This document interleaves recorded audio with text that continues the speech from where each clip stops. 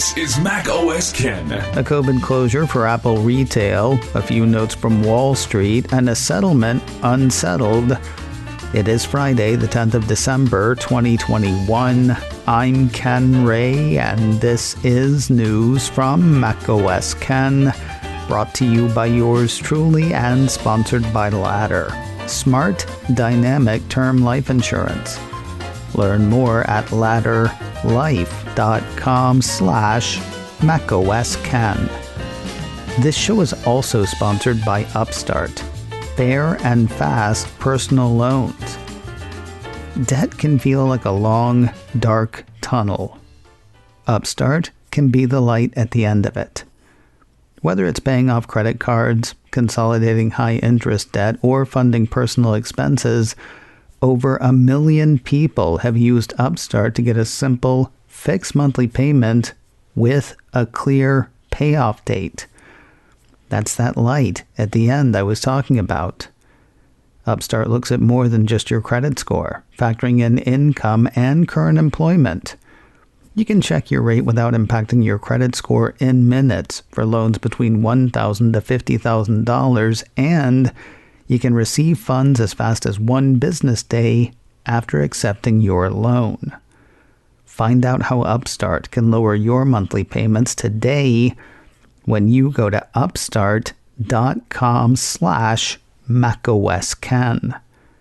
UPSTART, that's upstart.com/macOSKen. Don't forget to use my URL to let them know I sent you. Loan amounts will be determined based on your credit, income, and certain other information provided in your loan application. Upstart.com/macOSKen. Just when you thought it was safe to start licking doorknobs, an Apple store has closed due to COVID-19. CNET says an Apple store in Southlake, Texas has closed temporarily after an outbreak among staff members. According to the piece, 4 employees tested positive right after the Thanksgiving weekend. That number has reportedly risen to 22. CNET has heard that those employees will come back to work after isolating for 10 days and being symptom-free for 48 hours. Meanwhile, the store may be running a skeleton crew. They may be bringing in substitutions from other parts.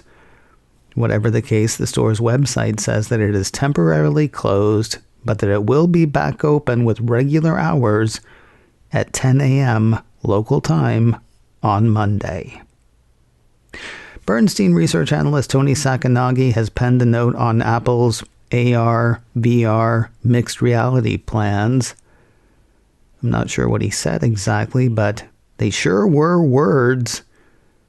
Apple 3.0 ran part of the note he wrote. Basically, he's wondering whether Apple's AR, VR, MR offerings will cannibalize iPhone. While he sees the units coexisting for a time, he seems open to the possibility that AR glasses could eventually replace iPhone. His guess, the XR market, XR being his term for AR, VR, and mixed reality, the XR market is expected to reach 1% penetration in 2022, assuming a classic S-curve adoption points to 147 million units in 2030 and 916 million units in 2040. He goes on to write, our very rough analysis shows that XR hardware could account for 4% of Apple's revenue by 2030 and 20% plus of Apple's revenue through 2040, net of iPhone cannibalization. It's worth noting Sacconaghi's been trailing Apple for years at this point. He's got a market perform rating on Apple shares and a price target of $132. Apple closed yesterday at $174.56, so there's that. At the opposite end of the Apple watching spectrum is Wedbush analyst Daniel Ives. Apple Insider has had a look at a note that he wrote. He was also writing about Apple's AR play, as well as iPhone. Heading into 2022, says the piece, Ives continues to believe that Apple will enjoy a robust iPhone supercycle. Additionally, the introduction of a new AR headset or Apple Glass device could add at least $20 to Apple's sum of the parts valuation. As such, the analyst calls Apple a safety blanket tech name. Apple Insider says Ives reiterated his belief that Apple could hit a $3 trillion market valuation in 2022 or sooner. He's got a double plus positive rating on Apple shares and a price target of $200. Back to Apple 3.0 we go, where we find Morgan Stanley analyst Katie Huberty naming Apple shares her firm's top pick for 2022. She and hers expect hardware stocks to underperform next year, but of course, Apple is a lot more than hardware at this point. Pulling two lines from her note, we prefer stocks with more recurring revenue and secular growth, with Apple our favorite large cap and overall top pick. And the combination of a strong, loyal customer base and the upcoming launch of AR/VR products positions Apple for a re-rating in 2022. Huberty also has a double plus positive rating on Apple shares. Her price target is also $200. Remember the case Apple settled with one of the lead organizers of the Apple II movement? It's apparently become unsettled or something. Engadget says Cher Scarlett has changed her mind about pulling her complaint with the National Labor Relations Board. According to the report, she told Forbes that she is not happy with the way Apple executed its part of their bargain. The piece quotes her as saying, "One of the requests I made was for there to be a very public, visible affirmation that employees are allowed to discuss their workplace conditions and compensation both internally and externally." In Scarlett's estimation, Apple only did part of that, and even that part it didn't do great. According to Engadget, while Apple did acknowledge workers' rights to discuss pay, the company only posted its stance on its internal human resources page. Also, it allegedly made the post on November 19th, the weekend before employees' Thanksgiving vacation, when people may not be paying attention to anything work-related.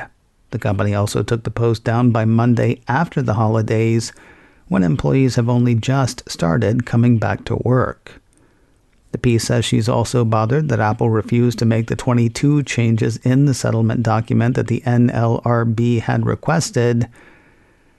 Sounds like the kind of thing she might have known when she settled and agreed to withdraw the NLRB complaint, but okay. No word on what happens next, but you gotta figure Apple will stop payment on the rest of the agreed-upon settlement. So far, the piece says, Scarlett has reportedly only received less than half the settlement she was promised, and she would likely no longer get the rest now that she isn't withdrawing her complaint. More news in a moment, but first a word from Ladder. Smart, dynamic term life insurance. You've got plans for yourself and your family. College for the kids, weddings maybe, big life stuff. You've probably got it handled if nothing goes wrong, but what if something does? You don't want to leave your family with financial issues that you're not there to help with or handle. That is why people get life insurance, especially term coverage, which is surprisingly affordable. Why not pay a bit each month to protect the ones you love? If you're asking yourself that question, choose Ladder. When you go through Ladder, everything happens online. No doctors, no needles, and no paperwork when you apply for $3 million in coverage or less. Ladder policies are issued by insurers with long, proven histories of paying claims. They're rated A and A+ by AM Best, and it really couldn't be simpler to get started. Going through the initial screening took me less time than you'll spend listening to today's show. So go to ladderlife.com/macOSKen today to see if you're instantly approved. LADDER, that's ladderlife.com/macOSKen. ladderlife.com/macOSKen. The improved Apple Maps interface has made its way to Australia. Mac Rumors has Apple saying that it's turned on the updated app for the land down under. That means more detailed road coverage, improved navigation, three-dimensional landmarks, and improved views of parks, buildings, airports, shopping centers, and more. News of firmware updates that will mean little to most people, even to people who own the devices getting the updates. iDownload blog says Apple has revved the firmware for AirPods, AirPods Pro, AirPods Max, and the MagSafe charger. No apparent changes in any of them, can't make the updates happen, but isn't it nice to know that things we regularly put in our heads are being changed for some reason? News of another improvement found in one of this week's release candidate seeds. Mac Rumors says the version of watchOS 8.3 that's now out to developers expands AssistiveTouch to older Apple Watch models. According to the piece, AssistiveTouch uses a combination of data from onboard Apple Watch sensors to notice subtle changes in muscle movements and tendon activity. Using gestures like a clinch or pinch, users can control their Apple Watch without touching the screen. Right now, AssistiveTouch is only available for Apple Watch Series 6, Series 7, and Apple Watch SE. With the arrival of watchOS 8.3, Mac Rumors says it should work on watches as far back as Apple Watch Series 4. And finally today, how good will the Apple TV Plus film The Tragedy of Macbeth be? So good it has already gotten an award and it's not even out yet.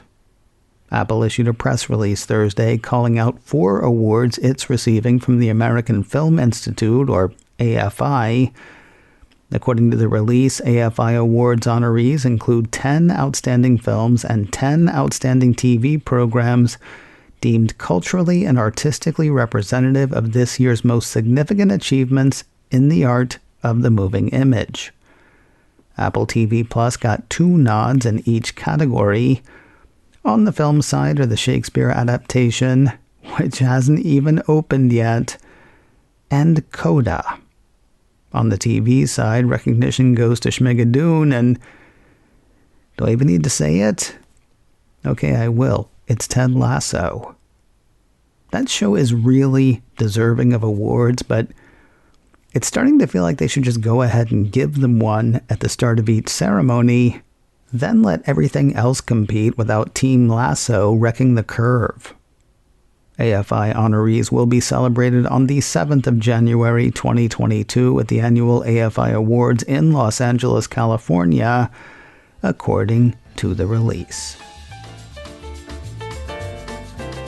macOS Ken, brought to you by me and sponsored by Upstart. Fair and fast personal loans. Learn more and check your rate at upstart.com/macOSCan. This show is also sponsored by Ladder, smart, dynamic term life insurance. Learn more at ladderlife.com/macOSCan. Advertising handled by Backbeat Media, online at backbeatmedia.com. You can reach me a couple of ways. info@macoscan.com or call 716-780-4080.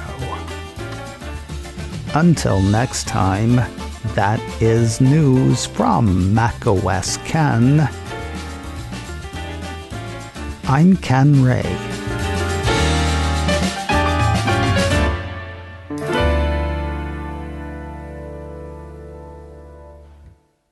Ciao.